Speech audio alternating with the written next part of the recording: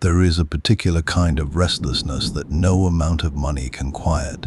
It lives behind the eyes of men who have everything the world told them to want: the land, the house, the title, the family, and who find themselves standing at a window one morning, looking out at the sea, wondering if this is truly all there is. Most men turn away from that window. They pour themselves a drink, they return to their ledgers, and they live out their days in the comfortable prison they built for themselves, stone by stone, year by careful year. Stede Bonnet turned toward it. In the spring of 1717, a man of considerable wealth, standing, and social respectability sailed out of Bridgetown Harbor on the island of Barbados. He was 40 years old. He had a wife. He had children. He had a 400-acre sugar plantation that produced everything colonial prosperity was supposed to promise. He had a library, a remarkable thing for a ship's captain, and he brought it with him, along with fine furnishings, quality wine, and a wardrobe more suitable for a dinner party than a deck. His vessel was a 10-gun sloop he had paid for entirely from his own pocket, which was, in the early 18th century, a nearly unheard-of thing. Pirates stole their ships. They commandeered them, seized them, mutinied for them. They did not purchase them like a gentleman orders a new coat. His name was Stede Bonnet, and history would come to know him with a mixture of admiration and gentle bewilderment as the gentleman pirate. What makes Stede Bonnet so enduringly fascinating, so magnetic across 3 centuries of storytelling, scholarship, and legend, is not merely that he became a pirate. The golden age of piracy produced dozens of men whose cruelty and cunning have filled libraries. What makes Bonnet remarkable is the sheer improbability of him. He had no maritime background worth speaking of, no hardscrabble origin story, no naval career that soured, no merchant ship that left him stranded and bitter. He was, by every measure available to a man of his era, a success, a landed gentleman, a member of the Barbadian plantocracy, a man who had arrived, and then, quietly, inexplicably, he left. The historians who have wrestled with Bonnet's motivations across the years have never fully agreed on what drove him to sea. Some have pointed to temperament, a restless, dreaming quality that made the bounded life of a colonial planter feel like slow suffocation. Some have pointed, less charitably, to his marriage. Contemporary accounts suggest that Bonnet's relationship with his wife, Mary Allenby, was not a tranquil one, and that the household on their Barbados estate was frequently unhappy. One 18th century account put it plainly, noting that his setting out on the account, the pirate's account, was believed to be the result of some discomforts he found in a married state. Whether this is truth or gossip burnished into legend, we cannot say with certainty. What we can say is that the man who stepped aboard the Revenge in the spring of 1717 was running toward something, even if he was also, perhaps, running away. He was born around 1688, most likely in Barbados itself, to a family of English settlers who had done well in the New World. His father, Edward Bonnet, owned land and held standing in the colony. When Edward died in 694, young Stede inherited the estate and its attendant responsibilities at the age of approximately 6, old enough to inherit, too young to understand what the weight of that inheritance would come to mean. He was educated well. He read widely. He married in 1709. He expanded the plantation. He became a major in the island's militia, a title of respect, not of adventure. His life followed its appointed arc with the precision of a well-regulated clock.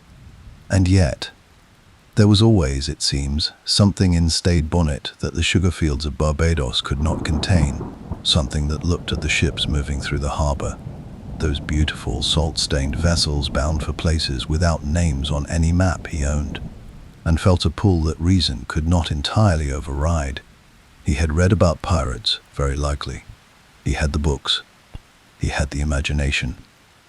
And somewhere in the gap between the man he was and the man he perhaps dreamed of being, a decision took shape. In 1707, Stede Bonnet commissioned the building of a sloop. He named her the Revenge.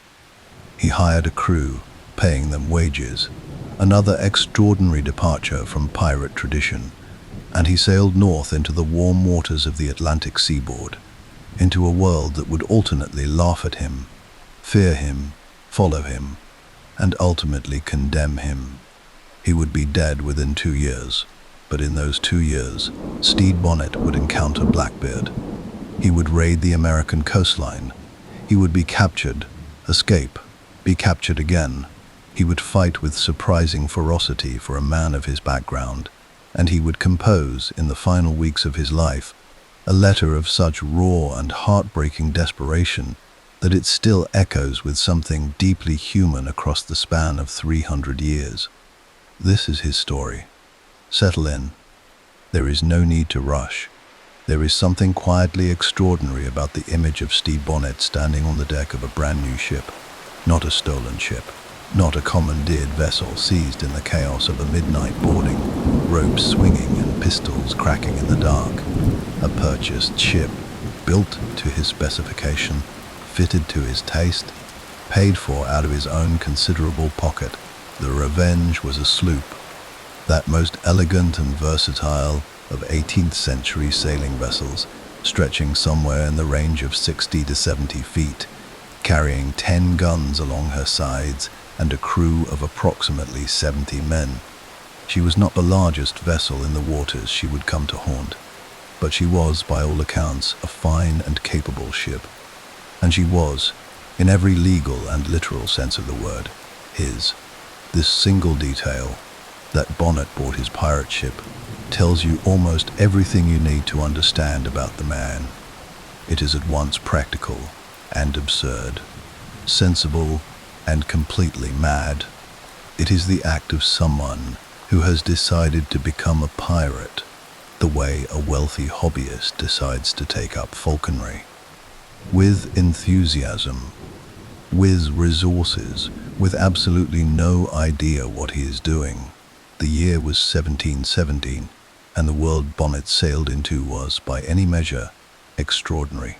The early decades of the 18th century represented the high water mark of what historians would later call the golden age of piracy. That remarkable and relatively brief period, spanning roughly from the 1680s to the 1730s, during which pirates operated across the Atlantic world with a boldness and organizational sophistication that colonial governments struggled to contain. The Caribbean teemed with them. The American coastline knew their silhouettes on the horizon. The shipping lanes between the New World and the Old were never entirely safe, never entirely predictable. Merchants preyed, naval captains gave chase, and the pirates for a time flourished. Into this world sailed Stede Bonnet, blinking a little in the Caribbean sun, holding the deed to his own ship, trying to remember, very likely, everything he had ever read about how this was supposed to go. His early raids were, to put it charitably, uneven. He moved northward along the American eastern seaboard, and in those first weeks at sea, the Revenge took several prizes, merchant vessels unlucky enough to cross her path. A vessel out of Barbados, ships off the Virginia and Carolina coasts. By the rough accounting of the historical record, Bonnet's crew plundered and, in some cases, burned the vessels they overtook. The burning was partly practical. A ship left floating and intact could sail for help, could report your position, could bring the Navy down upon you, and partly theatrical, in the tradition of pirate intimidation that had been refined over decades of practice. You burned the evidence. You announced yourself. You became, through the smoke and the ruin of another man's livelihood, a thing to be feared. Whether Bonnet himself was feared in those early months is a more complicated question. The problem was not the ship. The problem was not, precisely, the man. The problem was the enormous distance between reading about something and actually doing it. Stede Bonnet had no meaningful sailing experience before he commissioned the Revenge. He was a planter, a militia major, a reader of books.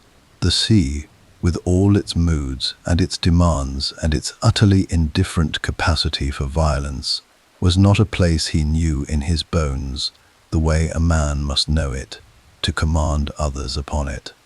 His crew, 70 rough and capable men, many of them with real seafaring backgrounds, would have recognized this immediately. A crew at sea knows its captain within days, sometimes within hours. They feel it in the way orders are given, in the confidence or hesitation behind a command, in the quality of the decisions made when the weather turns and the horizon darkens, and everything depends on someone knowing exactly what to do. Bonnet, by all available evidence, did not always know exactly what to do. Contemporary accounts suggest that his authority over his own crew was, from early on, fragile, not non-existent. The men were being paid, which was its own form of persuasion, and Bonnet seems to have possessed a personal dignity and force of character that commanded a certain baseline respect. But the gap between a gentleman's bearing and a captain's competence is a wide one, and the crew of the Revenge would have felt it. There were whispers, there were tensions, the peculiar social contract of a pirate vessel, which was, in its own way, one of the more democratic institutions of the early 18th century, with its articles of agreement and its shared division of plunder, required a captain who could navigate not just the water but the men. This would become, as the months unfolded, an increasingly urgent problem. But before that problem reached its crisis, something happened that would reshape Bonnet's story entirely. Somewhere in the late spring or early summer of 1717, the exact date is uncertain, lost in the imprecision of records kept by men who had every reason to obscure them. The Revenge encountered another vessel in the waters off the Bahamas, a larger vessel, a more formidable vessel, a vessel captained by a man who was, in the constellation of Golden Age piracy, of an entirely different order of magnitude. His name was Edward Teach. The world knew him, and would go on knowing him for 3 centuries, as Blackbeard. We will come to their partnership in full in the segment that follows, because it deserves the space and the care that such a strange and consequential alliance demands. But for now, to understand what that meeting meant, it is worth sitting for a moment with what Bonnet must have seen when Blackbeard's ship came into view.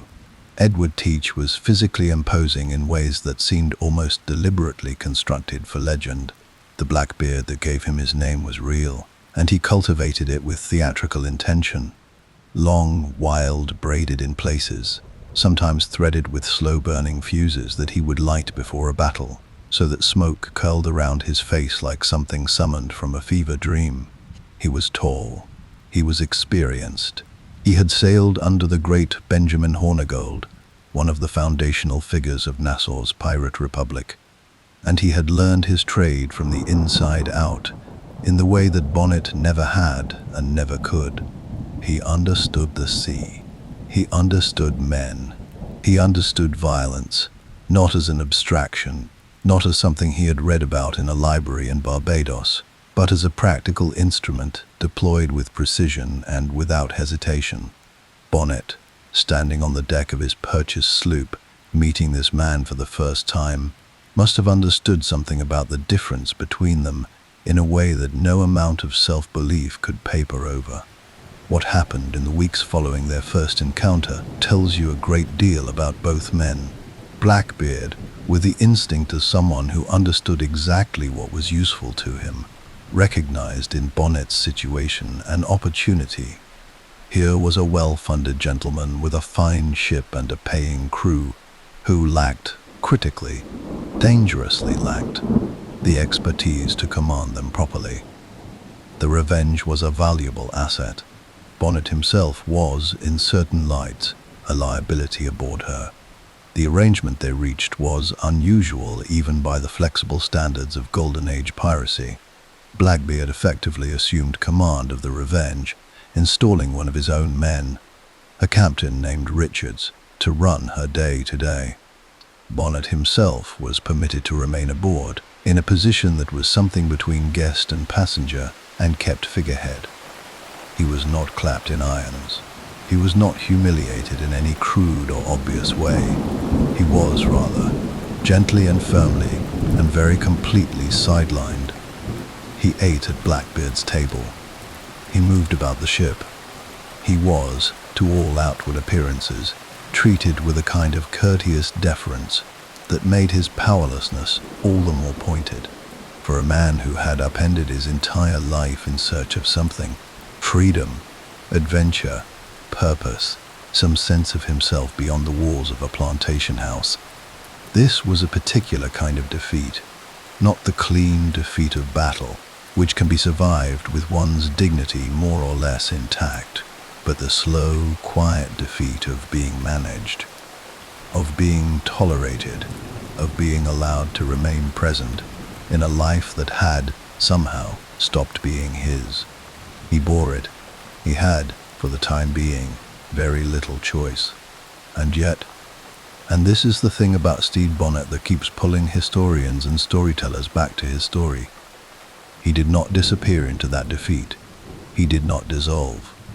He endured the months under Blackbeard's informal command with a stubbornness that is, in its own way, admirable. He watched. He learned. He paid attention in the manner of a man who has decided that a setback is not the same thing as an ending. The two ships, Blackbeard's Queen Anne's Revenge and the Revenge under Richards, moved together through the Caribbean and up toward the American coast, taking prizes, building infamy, accumulating the kind of reputation that travels faster than any ship can sail. News of Blackbeard spread the way news of powerful things always spreads in closed and frightened communities, in pieces, in rumors, growing larger with each telling until the man himself was almost secondary to the myth that preceded him. Bonnet, in these months, was a footnote, a curiosity, the incongruous figure with the fine coat in the library, sailing in the shadow of one of the most feared pirates who ever lived. But footnotes, sometimes, have a way of becoming the story.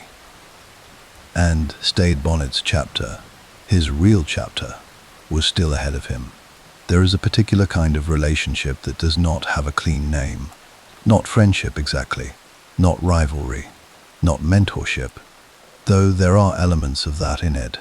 It is the relationship that forms between two people who recognize something in each other, some quality, some usefulness, some mirror of themselves they did not expect to find, and who orbit one another for a time with an intensity that neither can entirely explain.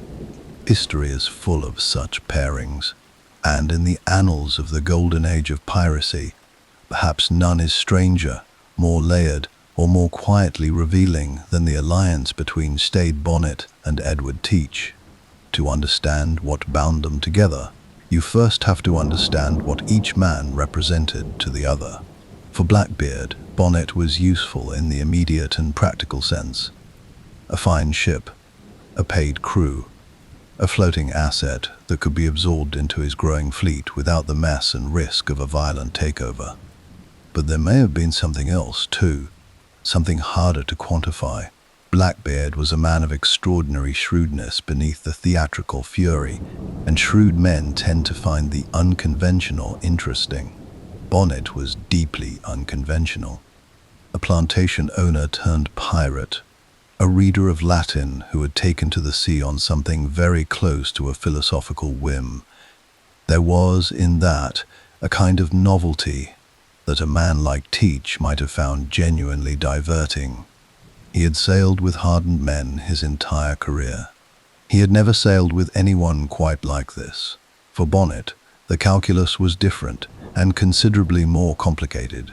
Blackbeard, in 1707, was at the apex of his power and his legend. He had served under Benjamin Hornigold, the elder statesman of Nassau's loosely organized pirate republic.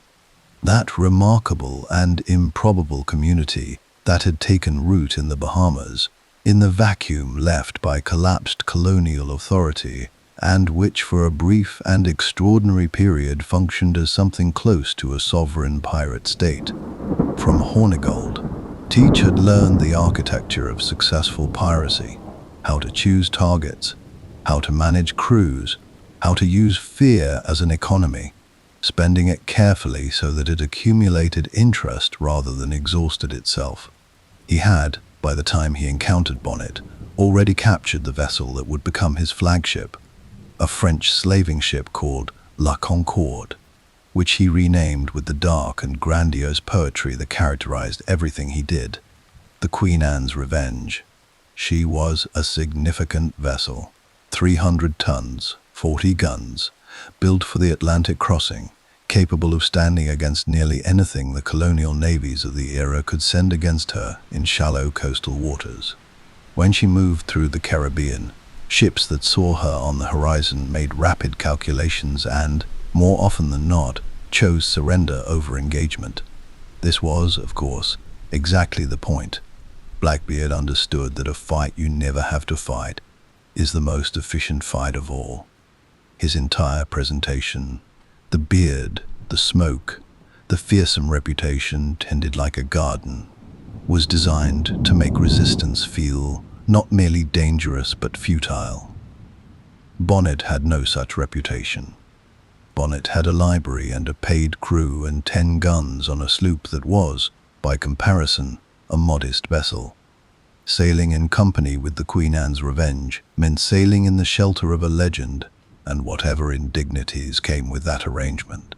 Whatever quiet humiliations attended the reality of being a passenger in his own enterprise, the shelter was real. The combined fleet moved through the Caribbean and northward through the early months of 1718, with a confidence that reflected Blackbeard's absolute command of his environment. They took prizes along the way, merchant vessels, coastal traders, ships whose captains looked up at the horizon and made the only sensible calculation available to them. The plunder accumulated, the reputation spread, and through it all, Bonnet occupied his strange position aboard the Revenge, present, observant, not quite captain and not quite prisoner, a man watching his own life from a slight and disorienting distance. There is one detail from this period that historians have returned to repeatedly, because it illuminates something essential about who Bonnet was, even in diminishment. He continued, during these months, to read the library he had brought from Barbados, those books that were themselves a kind of declaration, an announcement that this was a man who saw himself a certain way, remained in use, in the margins of pirate history, in the spaces between raids and negotiations, and the management of 70 rough men. Stede Bonnet read. It is a small detail, but small details, in a life as compressed and unlikely as his, tend to carry an outsized weight. The reading tells you that he had not given up on the version of himself he had brought to sea, that the gentleman had not been entirely swallowed by the pirate, that somewhere beneath the deck of the Revenge, amid the smell of salt and tar and unwashed men, a part of Stede Bonnet was still back in Barbados, sitting in a well-appointed room, turning pages by the light of a good candle, reaching for something that the world around him could not quite supply. In the spring of 1708, the Alliance reached its most dramatic and consequential moment. Blackbeard steered his fleet toward the port of Charlestown, what we know today as Charleston, South Carolina, and proceeded to execute one of the most audacious acts of the entire Golden Age. He blockaded the harbor, not a raid, not a quick strike and retreat, but a sustained, deliberate blockade of one of the most significant ports on the American eastern seaboard, lasting approximately a week. Ships attempting to enter or leave were seized, passengers were taken hostage. A delegation was sent ashore with a demand that was almost magnificent in its brazenness. Blackbeard required a chest of medicine. Specifically, he required it for the treatment of syphilis among his crew, which added to the whole episode a quality of grim comedy that history has never quite managed to dispel. The colonial authorities of Charlestown, faced with the reality of their harbor held by 40 guns and a man willing to use them, complied. The medicine was delivered. The hostages were returned, reportedly stripped of their valuables but otherwise unharmed, and Blackbeard sailed away. Bonnet was present for all of this. What he made of it, we can only partially reconstruct, but it is worth sitting with the image for a moment. Stede Bonnet, former plantation owner and militia major, standing on the deck of a ship that was nominally his, watching a man he had fallen in with hold an entire colonial port to ransom over a chest of medicine for syphilis. Whatever he had imagined when he stood at that window in Barbados and felt the pull of the sea, it seems unlikely he had imagined this. And yet here he was, witness to it, participant in it. His name? To whatever extent the authorities of Charlestown took note of the vessels in Blackbeard's company attached to it. The Charlestown blockade was, in many ways, the high water mark of Blackbeard's career, and it was, in an equally significant way, the point at which the alliance between the two men began its slow dissolution. What happened next carried the specific texture of a thing that was perhaps inevitable. Following the Charlestown blockade, Blackbeard navigated northward toward the inlets of North Carolina, and there, in the shallow waters near Topsail Inlet, the Queen Anne's Revenge ran aground. Whether this was accident or design has been debated by historians for generations. The evidence, considered in full, leans toward intention.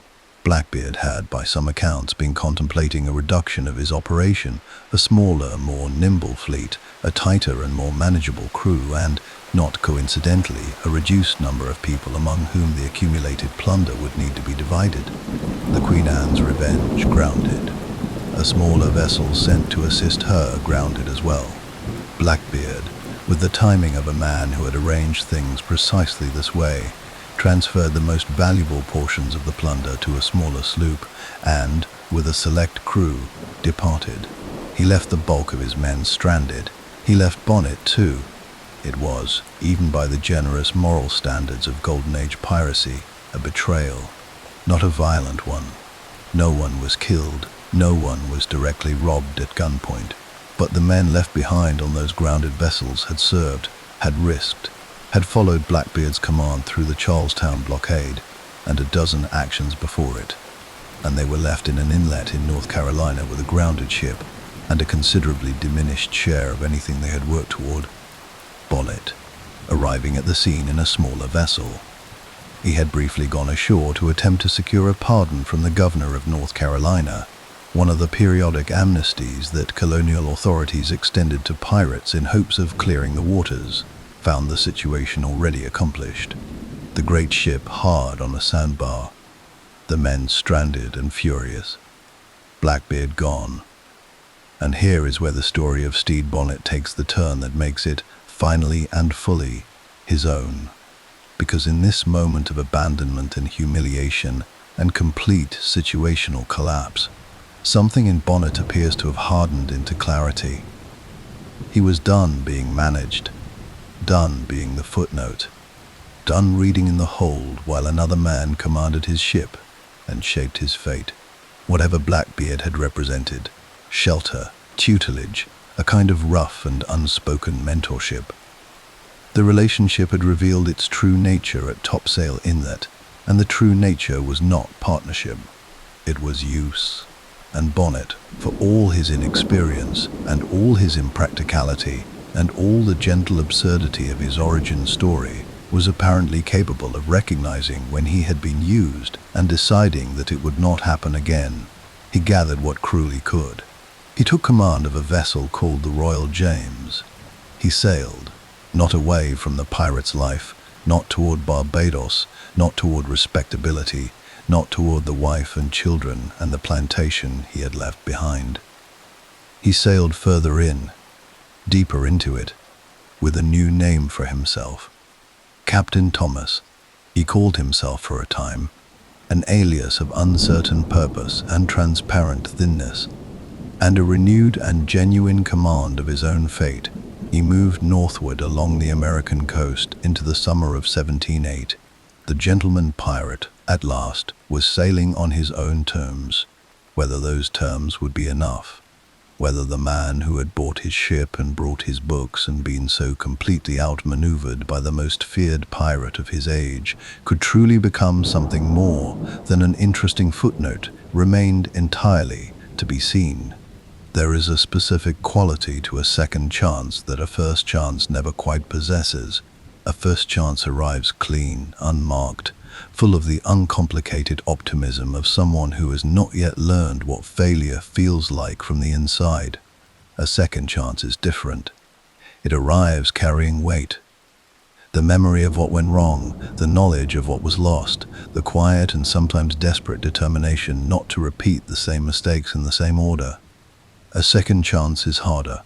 It is also, when a person rises to meet it, considerably more revealing of who they actually are. In the summer of 1718, Stede Bonnet had his second chance. He had survived Blackbeard. He had survived the humiliation of Topsail Inlet. He had gathered a crew, taken command of the Royal James, and pointed her northward along the American coast, with the particular focus of a man who has finally, after a long and circuitous route, arrived at the thing he actually came to do. Whatever illusions he had carried out of Barbados the previous year, whatever romantic notions of adventure and freedom had carried him through those early, uncertain months, had been thoroughly dismantled by his time in Blackbeard's shadow. What remained was something harder and more honest. Not a fantasy of piracy, but the thing itself. And so Stede Bonnet, in the last full summer of what historians would eventually call the golden age of piracy, went to work. The stretch of American coastline that Bonnet chose for his renewed campaign was, tactically speaking, a sound choice, which is itself worth noting. The man who had stumbled through his first months at sea, who had been quietly relieved of command by a more capable operator, was making better decisions now. He had been watching for a year. He had been learning, in the involuntary and unglamorous way that circumstances force upon us when we are not given the luxury of formal instruction. The Delaware Bay and the waters around it were busy waters. The shipping lanes that fed Philadelphia and the surrounding colonial settlements carried a steady traffic of merchant vessels moving goods between the American coast and the wider Atlantic world.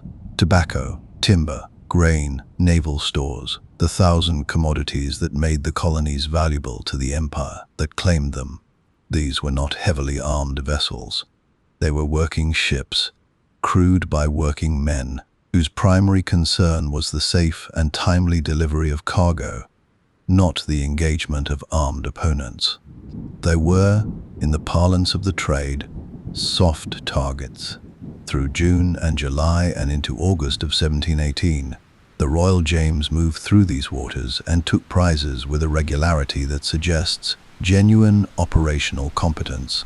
The historical record documents a string of captures during this period, vessels out of Antigua, out of Barbados, out of Virginia, from Glasgow, sloops and brigantines and merchant ships that encountered Bonnet's flag and made the calculation that resistance was inadvisable. The plunder was real. The disruption to coastal trade was real enough that word began to move through the colonial settlements, through the taverns and counting houses and governors' offices, that there was a pirate operating in these waters with a persistence that demanded attention. Stede Bonnet was, at last, being taken seriously. He was also, during these weeks, attempting something that complicates any simple reading of his character as either reckless or ruthless. Earlier that summer, before the raids along the Delaware intensified, Bonnet had briefly and genuinely pursued the possibility of a pardon. The British Crown, in its periodic attempts to manage the piracy problem without the expense of full naval enforcement, had extended a general pardon to pirates willing to surrender and renounce the trade.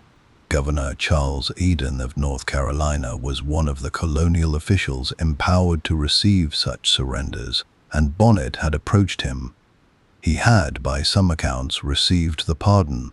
He had stood before the appropriate authority, given the appropriate assurances, and been granted the appropriate forgiveness. And then he had gone back to sea. The precise sequence of events that led from the pardon back to active piracy has been interpreted differently by different historians. Some have argued that Bonnet always intended to return to the trade, that the pardon was a tactical maneuver, a way of buying time, resupplying, gathering intelligence on the disposition of naval forces before resuming operations. Others have suggested that the intention to reform was genuine, that Bonnet genuinely attempted to find a legitimate privateering commission and, failing that, found himself sliding back into the only life that now made sense to him. The way a man released from a familiar prison sometimes finds himself standing at its gates again before he fully understands how he got there. What we can say is that by the time the Royal James was working the Delaware coast in high summer, the pardon was a dead letter. Whatever Bonnet had promised Governor Eden, he was not keeping it. The raids continued, the prizes accumulated, and Stede Bonnet, operating now under the alias of Captain Thomas, a thin disguise that appears to have convinced precisely no one for very long, pressed forward into a summer that was, though he could not have known it, already drawing toward its close. There is something both admirable and melancholy about this period of Bonnet's career when you hold it up to the light long enough. He was, by the evidence of the historical record, genuinely effective during these months. Not Blackbeard. Never Blackbeard. Not in raw power or fearsome reputation or operational scale, but a real and functioning captain who had learned from a disastrous apprenticeship and applied those lessons with enough intelligence to produce results. His crew, by most accounts, followed him with something that looks, at this distance, like actual loyalty rather than merely the loyalty of men who are being paid. There are records of his crew speaking on his behalf at trial, speaking with what appears to be genuine feeling about a man they had served and, in some fashion, respected. This matters. A crew's loyalty on a pirate vessel was not a sentimental thing. It was a practical and continuously renegotiated arrangement, subject to revision the moment a captain's value fell below the threshold of usefulness. The men of the Royal James had options, as men of their background and experience always had options. They stayed with Bonnet through the summer raids, through the growing pressure of colonial attention, through the increasingly obvious reality that the world was tightening around them. They stayed. A man who inspires that kind of staying deserves to have it noted.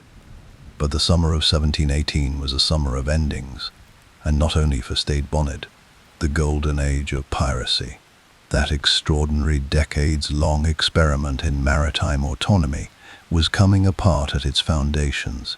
The Nassau Pirate Republic, that had sheltered and sustained so many of the era's most celebrated figures, had been brought to heel by Woodes Rogers, the newly appointed royal governor of the Bahamas, who had arrived in Nassau that very summer with a fleet, a mandate, and a complete absence of patience for the arrangements that had prevailed before him. Rogers offered the pardon to those who would take it and the gallows to those who would not, and he enforced both offers with equal conviction. The Republic was over. The harbor that had been, for a generation, the beating heart of Atlantic piracy was now a crown installation, and the men who had made it what it was were scattered, surrendered, or dead. The naval presence along the American coast was increasing in direct proportion to the political will to end the piracy problem once and for all. Ships were being dispatched. Governors were being pressured to act. The informal tolerance that coastal communities had sometimes extended to pirates, who spent money in port, who occasionally provided useful market competition for the great merchant monopolies, was being replaced by something colder and more official.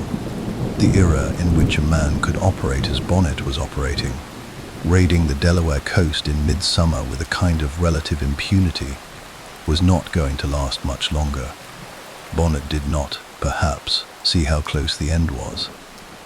Or perhaps he saw it and sailed on anyway, in the manner of a man who is committed too fully to a course to turn back comfortably.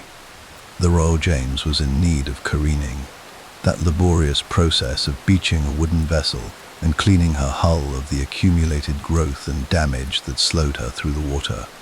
And Bonnet brought her into the Cape Fear River in late summer to undertake it.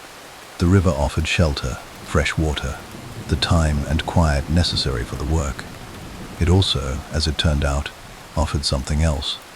Word of his presence at Cape Fear moved through the colonial network the way all such information moved, in fragments, carried by sailors and merchants and fishermen, whose livelihood gave them both the means and the motivation to know what was happening in the waters around them.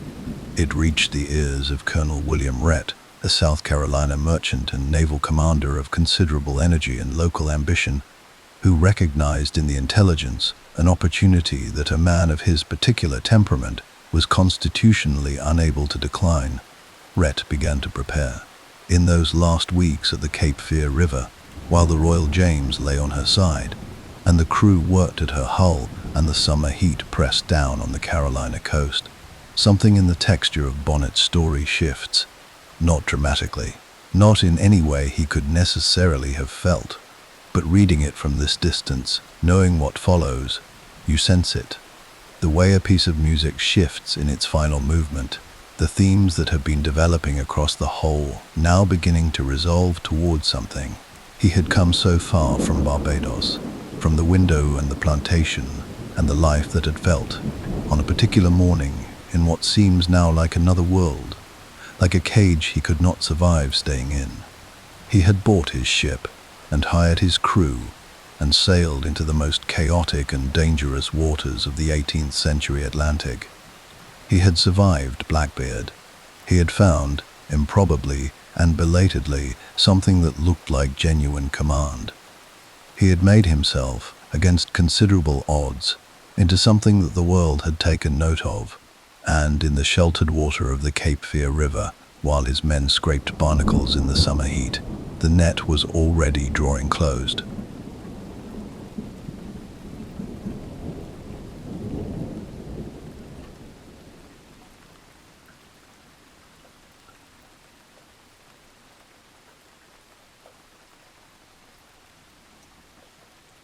Not cruel men necessarily, not even violent men, in the way that word is most commonly understood, but men of a particular disposition, energetic, ambitious, possessed of a restlessness that finds its most satisfying expression in the pursuit of a defined objective. Men who, when presented with a clear target and the authority to move against it, become something close to unstoppable. Colonel William Rhett of South Carolina was such a man, and in the late summer of 1718, the intelligence that a pirate was careening his vessel in the Cape Fear River landed in front of him like a gift. Rhett was not a naval officer in the formal sense. He was a merchant, successful, well-connected, prominent in the social and commercial life of Charlestown, which had never quite recovered its composure after Blackbeard's blockade earlier that year. The blockade had done something to the collective psychology of the colonial port that raw commercial losses alone could not fully account for. It had demonstrated vulnerability. It had shown that the thin membrane of colonial authority separating ordered life from something considerably less ordered could be pressed upon, and pressed hard, by a man with enough guns and enough audacity. Charlestown did not forget this, and men like Rhett, who had built their fortunes and their reputations on the stability of that order, had personal as well as civic reasons for wanting the piracy problem addressed. Governor Robert Johnson of South Carolina provided Rhett with 2 sloops, the Henry and the Sea Nymph, along with crews totaling around 130 men, and the authority to use them as he saw fit. Rhett saw fit to move quickly. He understood, as anyone familiar with the rhythms of the sea understands, that a careened vessel is a temporarily vulnerable one, but that a vessel which completes her careening becomes a vessel that can sail away, and a pirate who sails away must be chased, which is always more difficult and more expensive than a pirate caught at anchor. He departed Charlestown on the 14th of September 1718, moving up the coast with the particular urgency of a man who knows that time is the variable he can least afford to waste.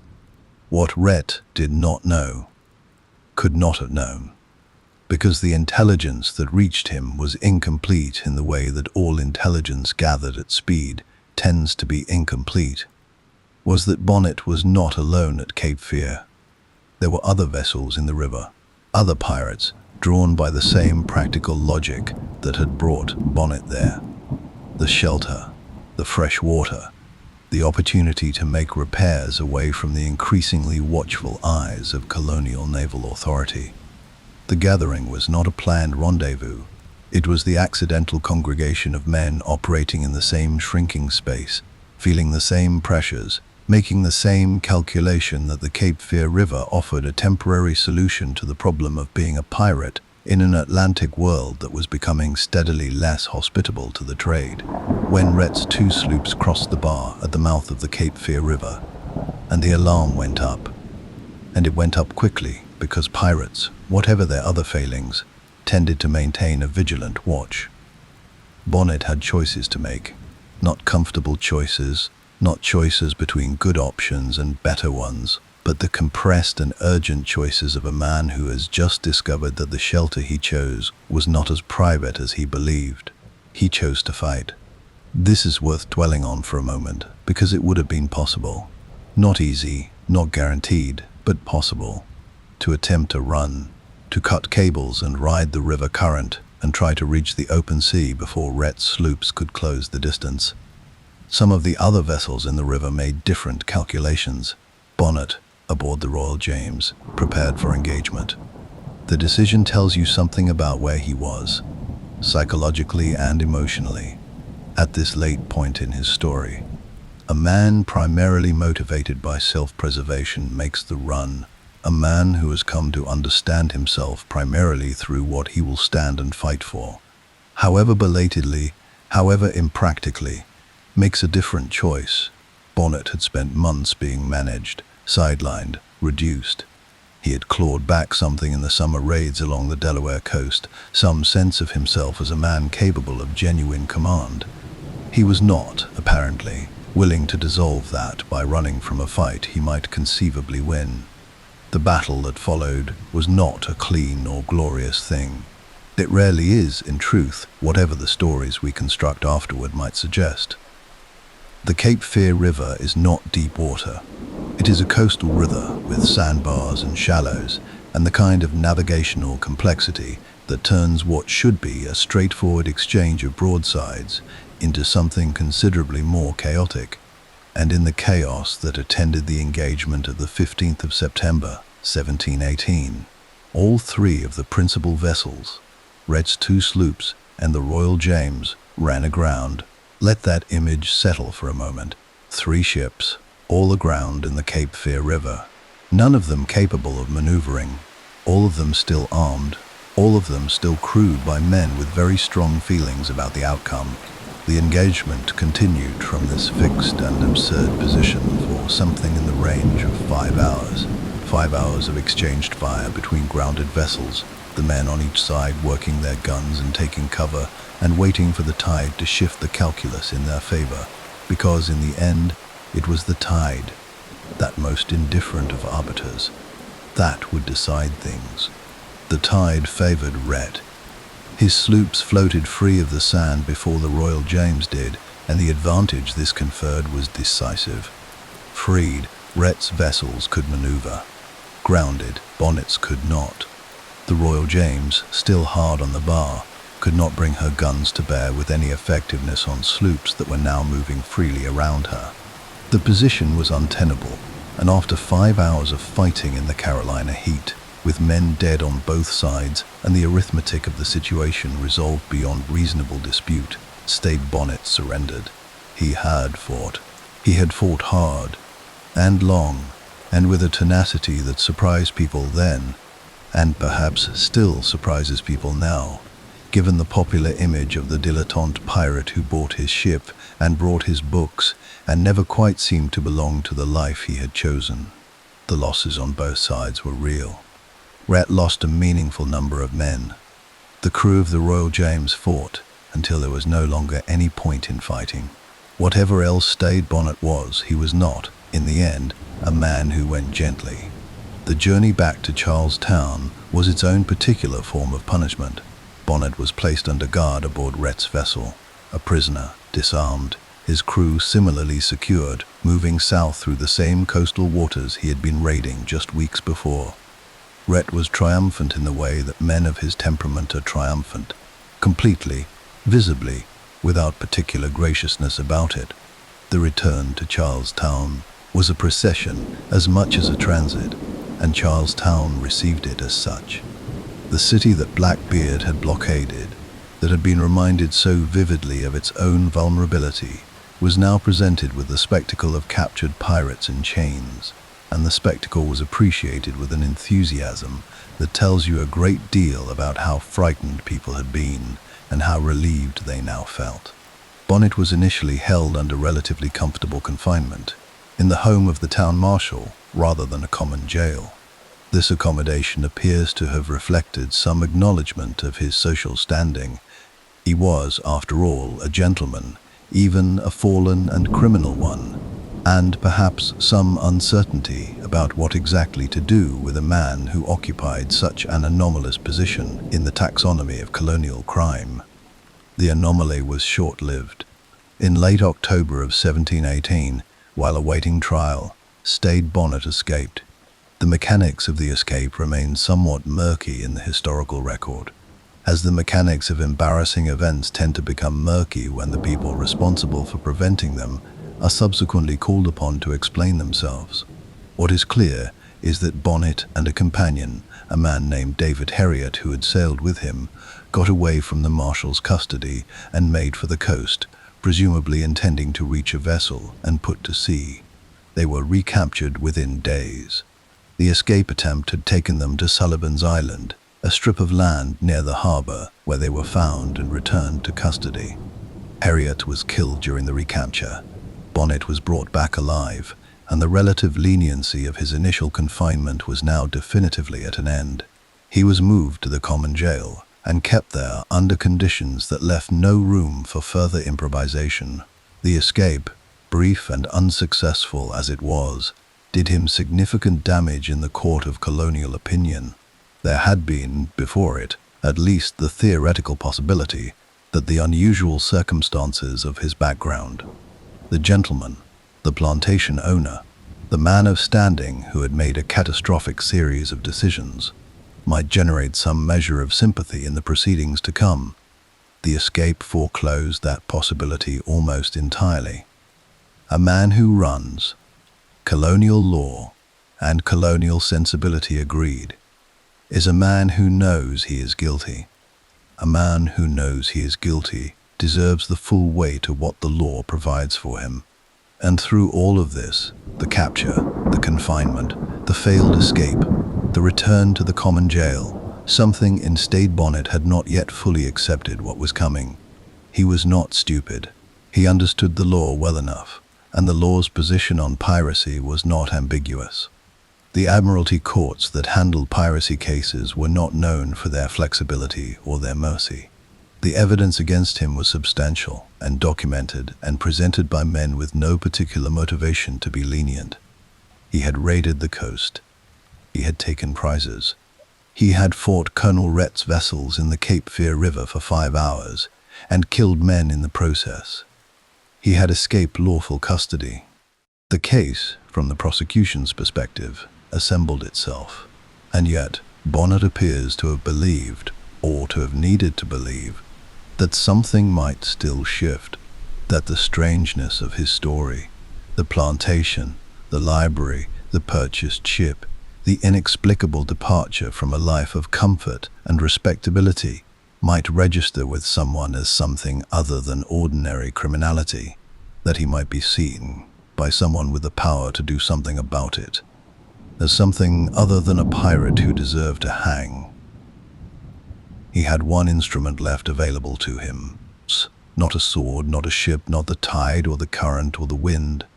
A pen, and in the weeks that remained to him, Stede Bonnet, former plantation owner, former militia major, former gentleman, former pirate, would use it with everything he had left. There is a kind of writing that only becomes possible when everything else is gone. Not the writing of ambition, which wants to impress, not the writing of duty, which wants to fulfill, not even the writing of art, which wants, at some level, to outlast. This is a different kind, entirely. The writing of a man who has run out of everything except words, and who turns to them not because he believes they will necessarily save him, but because they are the last form of agency available to him, the last way of insisting, in the face of a world that has largely finished with him, that he is still here. Still a person, still possessed of an interior life that the machinery of colonial justice has not yet succeeded in reducing to a case number and a sentence. Stede Bonnet, in the weeks between his recapture and his trial, wrote letters. He wrote to the governor. He wrote with the careful, educated hand of a man who had spent a lifetime among books. And he wrote at length. And he wrote with a desperation that he appears to have been unable entirely to conceal beneath the formal courtesies that his upbringing required him to maintain. The letters survive, or portions of them do, and they are among the most quietly devastating documents that the golden age of piracy left behind. Not because they are eloquent, though they are, but because they are so completely, so nakedly human. You read them, and you do not think about piracy. You think about a person trying, with everything they have, to remain alive. The trial itself opened in late October of 1708, before the Vice Admiralty Court of South Carolina, presided over by Nicholas Trott, the Chief Justice of the colony. Trott was a formidable figure, learned, precise, and possessed of a judicial temperament that combined genuine legal scholarship with an absolute conviction that the law, properly understood and properly applied, was not an instrument of mercy but of order. He had presided over piracy trials before. He understood the Admiralty law that governed them with the thoroughness of a man who had made it his particular area of study. He was not a cruel man, in any simple sense of the word, but he was a man who believed that certain crimes demanded certain responses, and that sentiment, however understandable, however generated by unusual circumstances, was not a legal category. Bonnet was tried alongside members of his crew, though the trials were in some respects conducted separately, reflecting his unique status as the captain and the man of social standing for whom different expectations and therefore different disappointments applied. The charges were piracy, laid out with the methodical specificity of Admiralty procedure. The vessels taken, the dates, the locations, the men robbed, the property seized. The evidence was substantial. The witnesses who appeared against him were credible. The legal framework within which Trott operated left almost no room for the kind of nuanced consideration that Bonnet's situation, fairly examined, might have warranted. His defense was limited by the law and by his own circumstances. He could not deny the raids. He could not deny the captures. He offered, through whatever counsel was available to him, arguments about the circumstances, the pardon he had received from Governor Eden, the question of whether that pardon had any bearing on the charges before this court. But Trott disposed of these arguments with the efficiency of a man who has already thought through them more carefully than the person raising them. The Eden pardon covered actions prior to its issuance. The actions for which Bonnet was being tried occurred after it. The mathematics were not complicated. The verdict, when it came, was not a surprise to anyone in the courtroom. Guilty. But between the verdict and the sentence, Bonnet wrote. The letter he sent to Governor Johnson in the days following his conviction is the document that has done the most to complicate the simple narrative of Stede Bonnet as either comic figure or straightforward criminal. It is long. It is rambling in places, and in other places it achieves a clarity that is almost painful to read. He appeals to the governor's mercy. He describes his physical condition. He had been ill, genuinely and seriously ill during his confinement, and the illness had left him weakened in ways that were apparent to observers.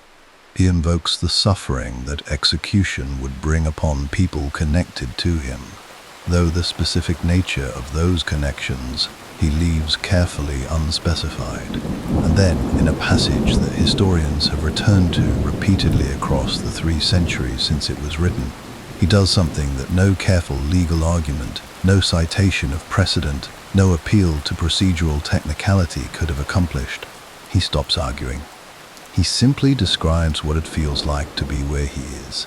The precise words are his, and paraphrasing them does them a disservice. But the substance of what he conveys in the formal and slightly archaic English of the early 18th century is this: that he is afraid, that he is alone in a way that his life, for all its difficulties and its wrong turnings and its spectacular failures of judgment, had not previously prepared him for. That the world he had walked away from in Barbados, the plantation, the marriage, the life of comfortable if suffocating respectability, looks, from the inside of a South Carolina jail cell awaiting execution, quite different than it did from the window of his study on a morning when the sea called and he was foolish or brave or desperate enough to answer. He was not, in this letter, asking to be admired. He was not constructing a legacy or managing a reputation. He was asking, with the plainness of a man who has run out of everything except the truth, to be allowed to live. Governor Johnson did not grant the request. Whether Johnson was unmoved, or whether he was moved but constrained by law, by political reality, by the need to demonstrate that the colonial authority Blackbeard had so publicly humiliated was capable of a decisive and unambiguous response, we cannot fully know. What we know is that the sentence was confirmed. Stede Bonnet would hang. The execution was scheduled for the 10th of December, 1718, at White Point in Charlestown Harbor, that stretch of ground where the Cooper and Ashley rivers meet the sea, where the colonial authorities had constructed the gallows that would serve their purposes on this occasion, and had served them before, and would serve them again. It was a public place, chosen for a public purpose. Executions in the early 18th century were not private affairs. They were civic events, performances of authority and consequence, intended to instruct as much as to punish. The crowd that gathered at White Point on that December morning came to see justice administered, and also to see what justice looked like when it was finished with a man. Bonnet was brought to the gallows in a condition that moved at least some of those present. He had a nosegay of flowers in his hand, a small and somehow unbearably poignant detail, the sort that history occasionally produces, and that no fiction writer would dare invent, because it seems too perfectly calibrated for pathos. Whether the flowers were his choice or a convention of the ritual, we cannot say. But there he stood, in the December light on the Carolina coast, holding flowers, having come such an impossible distance from the plantation in Barbados, where he had stood at a window one morning and felt the pull of the sea.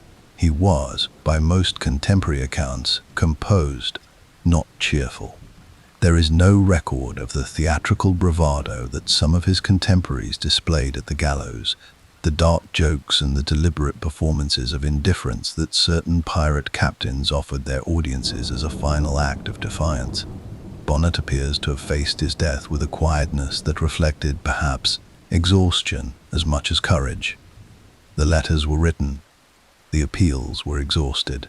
The arithmetic of his situation had been completed. And the answer had come out, the way it was always going to come out. There was, at a certain point, nothing left to do but stand there and let it happen. And so he did.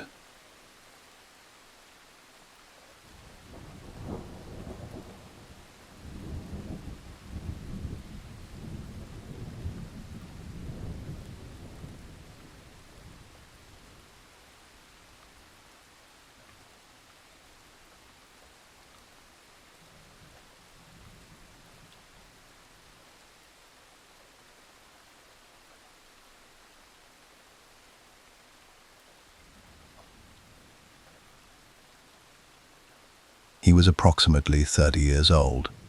The world moved on, as the world does, with very little pause. Blackbeard had already been killed by this point, run down in the waters off Ocracoke Island by Lieutenant Robert Maynard of the Royal Navy on the 22nd of November, less than 3 weeks before Bonnet's execution.